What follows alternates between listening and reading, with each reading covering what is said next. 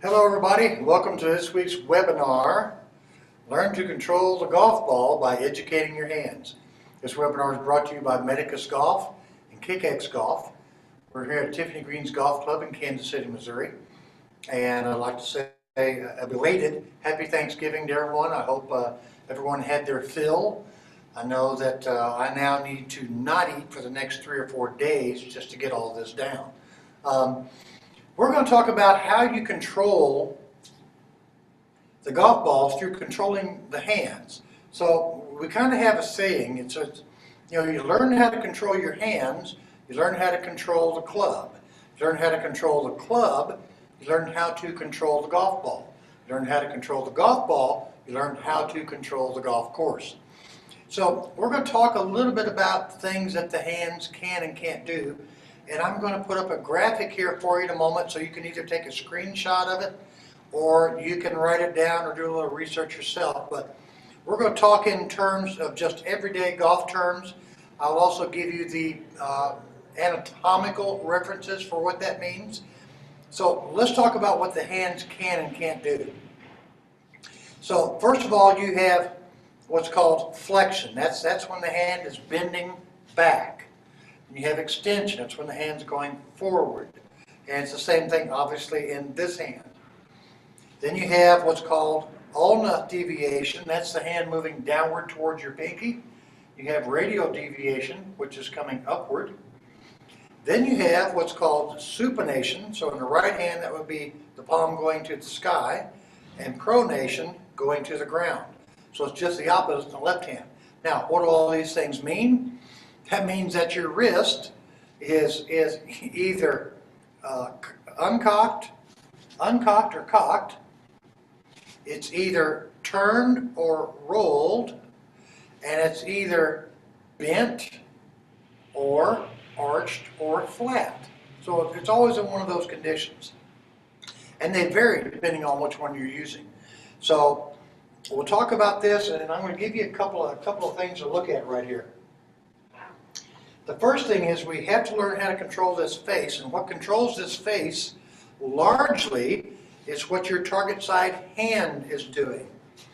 So I'll show you from this angle first. So if I make a swing down here and I take my left hand and I start going this way with it, which would be supinating my left hand, which is a rotation of the left forearm as well, you'll see how the club face goes in this direction. If I don't supinate it, and now I take my left wrist and I bend it this way, right? Now what happens is the club face looks more up to the sky. So I can have that look, this look, or that look. So it's either vertical, it's diagonal, or it's parallel, okay, or level to the ground. And you do the same thing with this right wrist. So if the right wrist is allowed to flatten, in other words, lose the angle, okay, so it's going into extension, then the club face is going to look upward and a little leftward. If it stays bent back longer, more in flexion, now you see the club face points more to the right. Well, neither one of those are going to work. We need to get this in line with our hands and in line, club shaft in line with the left arm at impact. So this would be bending the left wrist. This would be arching the left wrist. You can see how it points up. And this would just be the left wrist in a level condition, what we call a flat level condition. So there's lots of ways to train this. The way that I would suggest is just take a racket, a tennis racket or a badminton racket, and learn to make swings where the shaft is coming down, the club's coming down, and then you either go this way with it, go this way with it, or try to keep it square. From face on, you want to go impact, this is square, to the right, too much flexion, to the left, too much. Okay, so that's left wrist bending. So we want to make sure we keep our hands in certain places. Now, the other key is when you're coming down, this club wants to get in line. Our job is to let it get in line. So if you will watch, if I go up to the top of the swing, and now I take my left hand off, and I start moving my swing. Right now, the club head is inside the arc of my hands. As soon as this club head starts getting outside the arc, it rapidly wants to come in line. We should let it do that. We should not drag it and hold it like this, because if you go to impact now, you can see this is not an inline condition. This would be, but that isn't. So again, just the weight of the club, when it starts coming down, you don't have to do anything. When the weight of the club gets outside the hands, let it come rapidly in line. Now, some of the higher handicap golfers actually push this in line way too early, and they get it back here. Some of the people that are working on what they feel like is club head lag don't get it in line quick enough. All right, so the hands are going to be too far forward. This is going to be out of line. The club face is going to be open, pointing to the right. So we have to make sure that doesn't happen. Now, let's say you're one of those players that takes it up to the top, and as you come down, your club face is tilted back or straight up. You would want to feel like the back of your left hand is rotating more toward the ground. As you can see now, when I get to waist high, you can see where the club face is now versus here or here.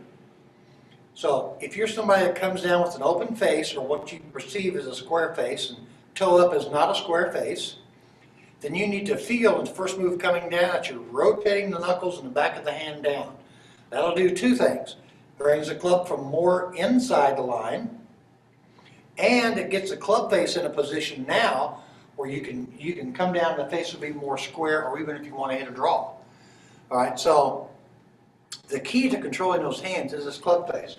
Now I'm going to put up this screen share for you and let you take a look at that. So hang on one second, I'm going to put it up.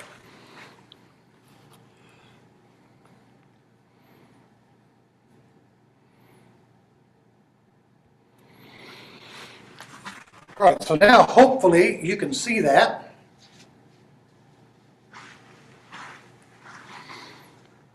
And you'll see how the flexion extension works. Flexion is this way.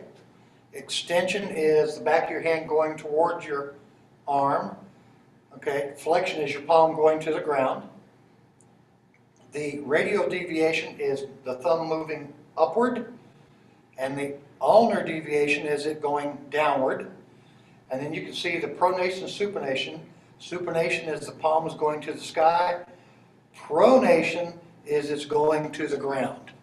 So hopefully you saw that. Let me get out of it real quick and go back. Okay, so here we go. So anyway, the keys to controlling that golf ball is controlling the club face, and the keys to controlling the club face is controlling precisely what your hands are doing so that they can act upon that club face.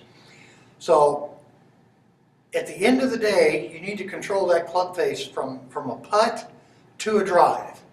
And how you do that is obviously based on how you feel things and your motion, whatever your motion happens to be. Some players will advocate, or some coaches will advocate, that you get the hands going first, and that's certainly okay. Some coaches advocate you get the pivot going first, and that's certainly okay. But if I had to just do one thing only, and I just stood like this, I took my hand up, and I came down and clapped my hand. That's all it is. And I'll do it from this angle so you can see what my body's doing. I mean, you can feel pretty square. You'll see some people that go like this. If you open up too quick, you could miss that hand. So stand here, take it up, and then slap your hand. See how that works for you. All right, and doesn't matter where your body's at. Okay, if your body appears square, slightly closed, slightly open, the key is making this thing go up and slap your hand. That's all you're trying to do. So if you can clap your hands, you can actually learn how to control your hands. I'm going to check and see if we have any questions, and I'll get right back. So let me look here.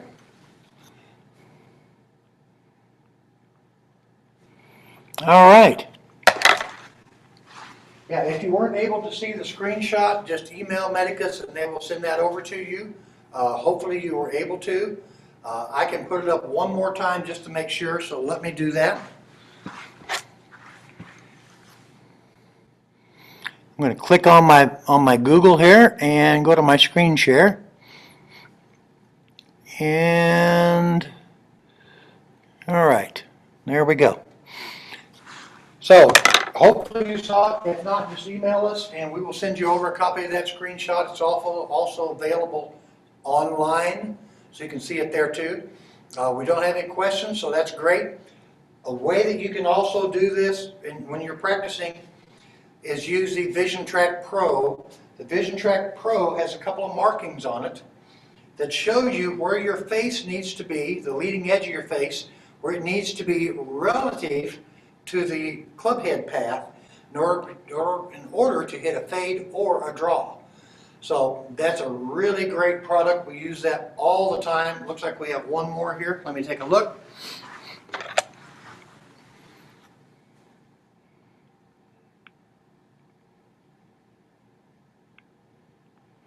All right, so the question is, first, thank you. This is from Johnny. How does Sergio use his hands with lag? All right, so let's talk about that. So a couple things Sergio does different to build lag than most players. He starts the club back, more hands instead of club head. And when he gets to the top, as he changes direction, his right elbow starts getting really close to his body. So it looks something like this, which really sets that. And now he's got to turn really, really hard in order to do that. The key is he's not moving the club head, he's moving the grip and his hands.